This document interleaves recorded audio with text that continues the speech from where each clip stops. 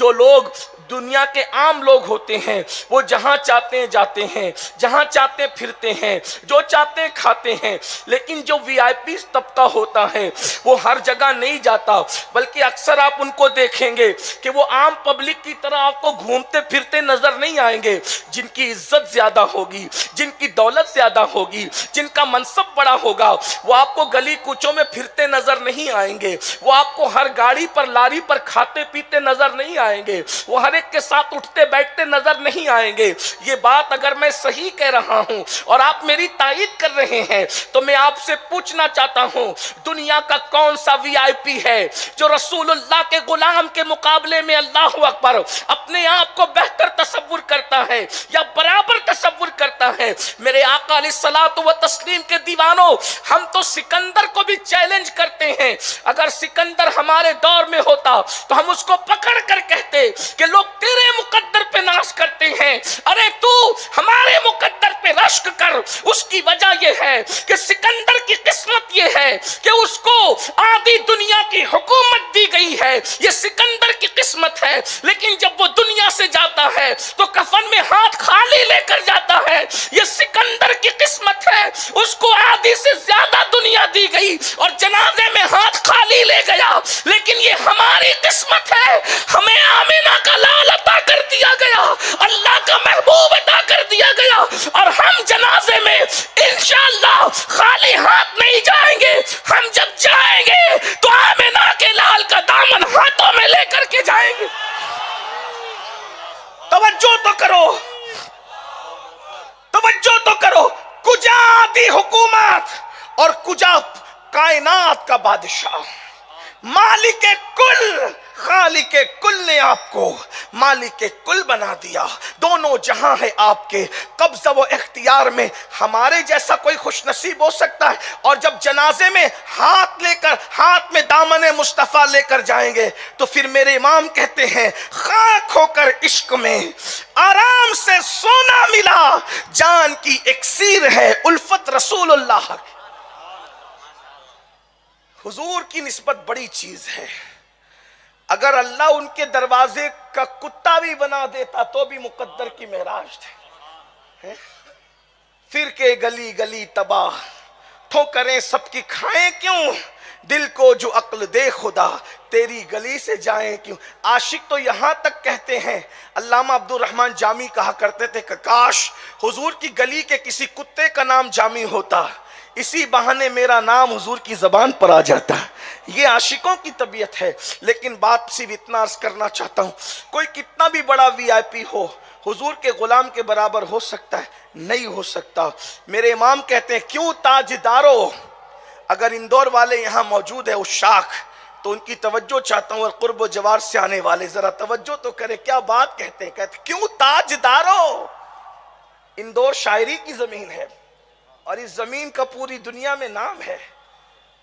اس زمین کو بڑا فخر ہے کہ ہم شعر اچھا کہتے ہیں۔ میں نے کہا اچھا کہتے تو ذرا اچھا سن کے بتاؤ، اور یہ شعر اندور کی زمین پہ پڑھ رہا ہوں۔ کیا میرے امام کہتے ہیں کیوں تاجدارو، خواب میں دیکھی کبھی وہ شے، کیوں تاجدارو اے بادشاہ تم نے خواب میں کبھی وہ شے دیکھی؟ کون سی؟ کیوں تاجدارو خواب میں دیکھی کبھی وہ شے جو آج جھولیوں میں گدایان در کی ہے، ان کا منگتا پاؤں سے ٹھکرا دے وہ دنیا کا تاج، ان کا منگتا پاؤں سے ٹھکرا دے وہ دنیا کا تاج، جس کی خاطر مر گئے منعم رگڑ کر ایڑیاں۔ حضور کی غلامی کیا چیز ہے، مگر یاد رکھو جب آقا کے غلام بنے ہو تو اتنے عظیم ہو۔ جب عام دنیا کا وی آئی پی ہر چیز نہیں کھاتا، ہر جگہ نہیں جاتا، تو آپ حضور کے امتی ہو، پھر ہم بھی حضور کے قانون کے پابند ہیں، اللہ کے قانون کے پابند ہیں، اور ہمیں ہر جگہ جانے کی اجازت نہیں۔ جب وی آئی پی ہر جگہ نہیں جاتے تو آپ تو ایمان والے ہو۔ کسی وی آئی پی کو قدرت نے اس لقب سے یاد نہیں کیا جو محمد الرسول اللہ کے غلاموں کو یاد کیا۔ یا ایھا الذین آمنو کے خوبصورت لقب سے آپ کو ہم کو یاد کیا گیا ہے، اے ایمان والو اے ایمان والو، اے ایمان والو، حضور کی وفا کا صلہ کیا ہے؟ قدرت کہہ رہی ہے، کم و بیش قرآن میں 82 مقامات پر اللہ فرما رہا ہے اے ایمان والو، اے ایمان والو۔ اب ذرا سوچو تو صحیح، اپنے مقام کا اندازہ خود لگاؤ، اپنی عظمت کا اندازہ خود لگاؤ، اپنی بزرگی کا اندازہ خود لگاؤ، اپنی عزت کا اندازہ خود لگاؤ۔ لوگ القاب کے لیے مارے مارے پھرتے ہیں، اس سے بڑا بھی کوئی لقب ہوگا؟ قدرت جسے ایمان والا کہے، اس سے بڑا لقب کیا ہو سکتا ہے؟ اللہ اکبر۔ لیکن ذمہ داریاں بڑی ہے، جب القاب بڑے ملتے ہیں ذمہ داریاں بڑی ہے۔ اب وہ ذمہ داری کیا ہے؟ غور سے سننا، توجہ سے سننا۔ اللہ اکبر۔ ذمہ داری یہ ہے، بات یہ ہے، جب ہر عزت دار لوگ ہر جگہ نہیں جا سکتے تو حضور کا امتی بھی ہر جگہ نہیں جا سکتا۔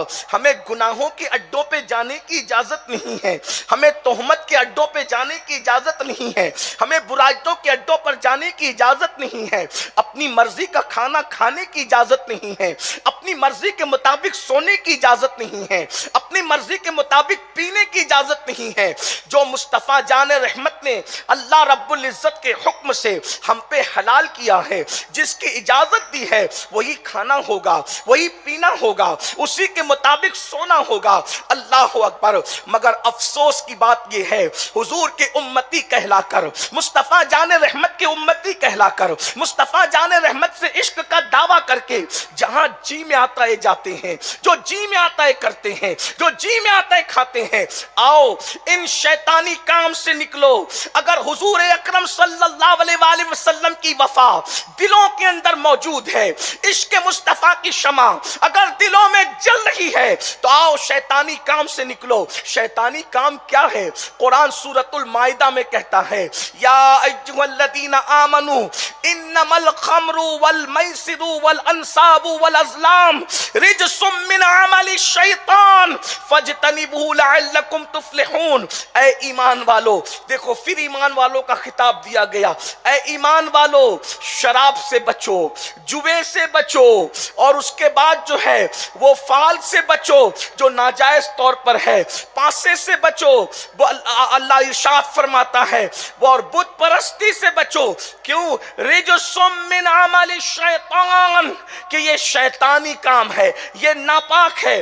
نشہ کرنا ناپاکی کا کام ہے، جوا کھیلنا ناپاکی کا کام ہے، بت پرستی ناکامی کا کام ہے۔ ذرا توجہ کرنا، اگر اللہ نے عقل و شعور دیا ہے تو اللہ نے بت پرستی کے ساتھ جوے اور شراب کو بیان کیا ہے۔